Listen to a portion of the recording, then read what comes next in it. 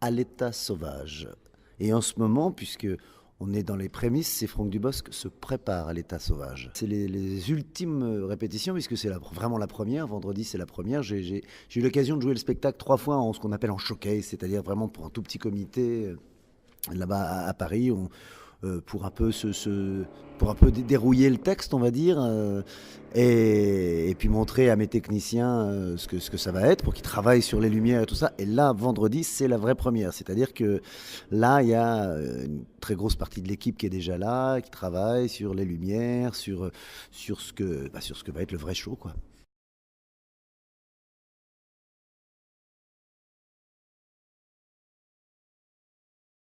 C'est-à-dire qu'il y a donc trois spectacles en amont, à Romantique.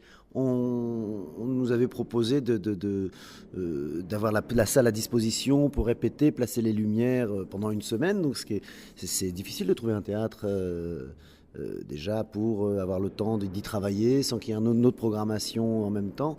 Et puis il y avait le soleil, c'était le sud. On y avait passé un bon moment, ça nous a porté chance, ce spectacle a été un succès. Donc quand il était une fois est arrivé, on s'est dit on va faire la même chose, on va aller dans le sud, on va refaire la même chose.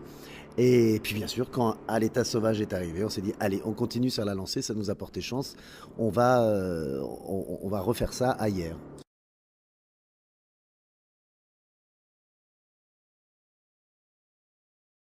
Ce temps-là, il est utile aussi pour le public, c'est-à-dire d'avoir envie, il faut laisser le temps au public d'avoir envie de nous retrouver. Quand trop enchaîner les spectacles, moi d'abord, j'en ai pas envie parce que j'ai envie d'avoir digéré ce que j'ai fait avant de recommencer, j'ai envie d'avoir envie, quoi. Tiens, il faudrait que j'écrive une chanson pour Johnny. Et j'ai envie d'avoir envie. Et c'est le temps nécessaire pour avoir envie, je pense, plutôt. Et quand on dit 3 ans, c'est 3 ans depuis la dernière, mais depuis hier, c'est beaucoup plus que 3 ans. Depuis la création, la première création ailleurs, c'est un peu plus que 3 ans. Et non, c'est le temps effectivement de l'écriture. Elle vient au milieu. Ça, c'est pas le temps de l'écriture. On pourrait et parfois elle vient même au milieu de l'exploitation du précédent spectacle. Donc j'aurais pu enchaîner presque, mais j'avais envie de prendre l'air, de vivre. Et puis il faut vivre. Pour écrire des choses, il faut vivre. Et il faut les vivre. Donc même si on les invente un petit peu, il faut les vivre. Donc c'est ce temps-là, c'est le temps nécessaire, voilà, d'avoir envie et de donner envie. Oui, oui, oui, oui, bien sûr. À chaque fois ça a été comme ça. Romantique, je m'étais fait larguer dans la vraie vie. J'ai utilisé ça. Je suis parti de, de ce concept. Après, il était une fois. C'était une envie oui, Alors, je les avais déjà vécues les choses puisque je parlais de mon arrivée à Paris. Bon, c'est des choses que j'avais vécues, mais il fallait que je les digère. Là, je me suis servi effectivement j'ai plus envie dans celui-là, j'ai eu plus envie de parler de nous. J'ai beaucoup parlé de moi. Tous les spectacles avant, je parlais beaucoup de moi. Là, j'ai eu envie de parler de nous avec mon œil d'aujourd'hui, mon œil de papa, mon œil d'homme un petit peu plus mûr, avec tous les problèmes qu'on a tous, et les petits problèmes de la vie quotidienne, et les gros problèmes qu'on rencontre tous. J'avais envie de ça, j'avais envie d'être un petit peu moins sur moi, un petit peu plus sur nous tous.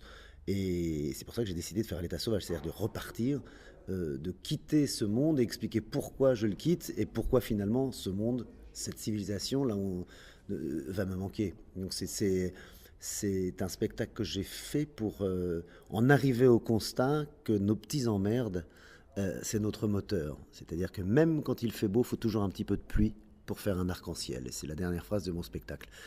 Donc voilà, c'est parler de nous. Et je ne me souviens plus de la question parce que je parle beaucoup. L'auditeur ne s'en rendra pas compte parce que vous aurez coupé cette longue phrase que j'ai faite. On ne coupe rien, Voilà. rien du tout, pas même Mais le son qu'on a derrière. voilà.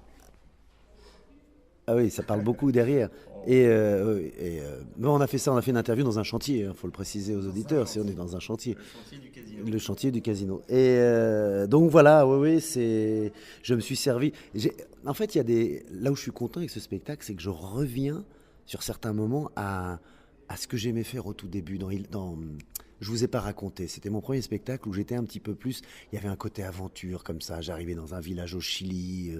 Il y avait le côté séduction. Il y avait tout un. Oui. Non, non, ça Là, c'est je parce que suis d'accord. j'ai les cheveux pourris la barbe c'est parce que c'est pas pour On l'état l'explique sauvage. pour les Voilà, oui, auditeurs. j'ai le petit chapeau, j'ai la barbe qui commence à pousser, mais c'est pour un film. C'est pas du tout pour l'état sauvage. Du tout, parce que l'état sauvage je le fait normalement. C'est moi. Vous n'êtes pas comme C'est sur l'affiche. non, non, On non, non, précise. non, non, non, c'est moi, non, non, parce que c'est moi qui viens parler. Un spectacle normal.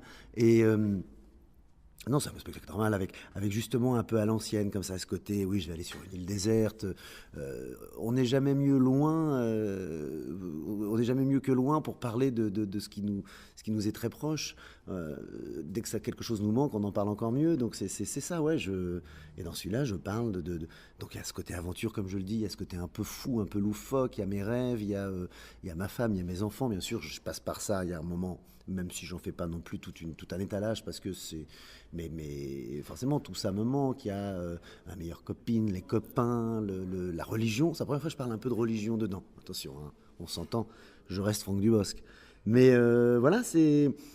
Je suis content vraiment de repartir sur aussi les bases qui m'ont fait commencer.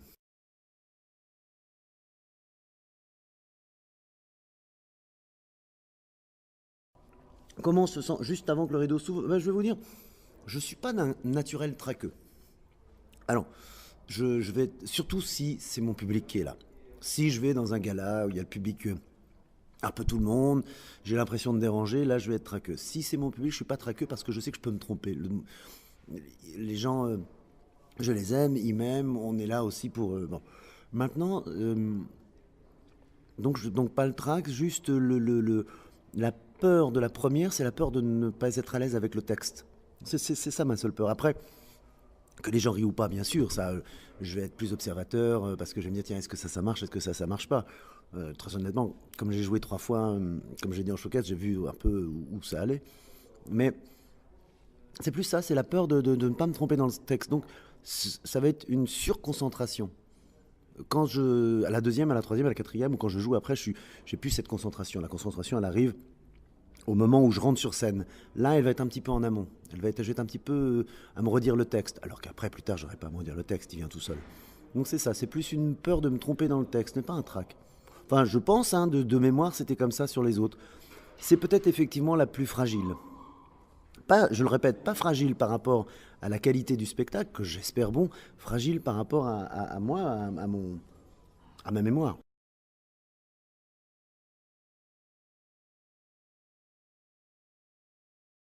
Mais bien sûr, non, bien sûr. Jusqu'à la dernière, moi je me souviens, à la dernière d'Il était une fois, on débriefe toujours avec mon équipe derrière dans la loge. À la dernière où je savais que j'allais plus le jouer, j'avais encore un débriefing à faire. Non, non, il y a toujours des nouveautés. Là, on n'est pas. Moi, j'aime pas le terme de rodage. On est tous les humoristes maintenant. Il y a le côté, on fait le rodage. Non, pas de.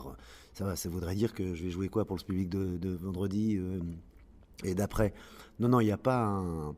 Il y a juste, si on devait roder quelque chose, ce serait peut-être effectivement les lumières qui se peaufinent au fur et à mesure du show, parce qu'il faut que les techniciens voient bien le show, voient tout ça, ça va être ça.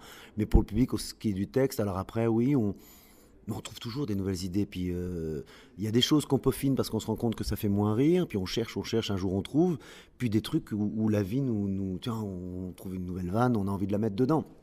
C'est ce qui fait évoluer forcément le spectacle. Mais c'est pas genre on se rôde pour être prêt à Paris, même si ça s'appelle comme ça, hein, ça s'appelle une tournée de rodage. Parce qu'on fait des salles un tout petit peu plus petites qu'après. Oh, ben, on est plus proche, mais même moi, il y a des choses là qui sont dans le spectacle. L'autre jour, je disais, le problème, c'est qu'après, dans les grosses salles, je pourrais plus faire ça. Bon, bah, c'est un problème pour moi, mais c'est un avantage pour les gens.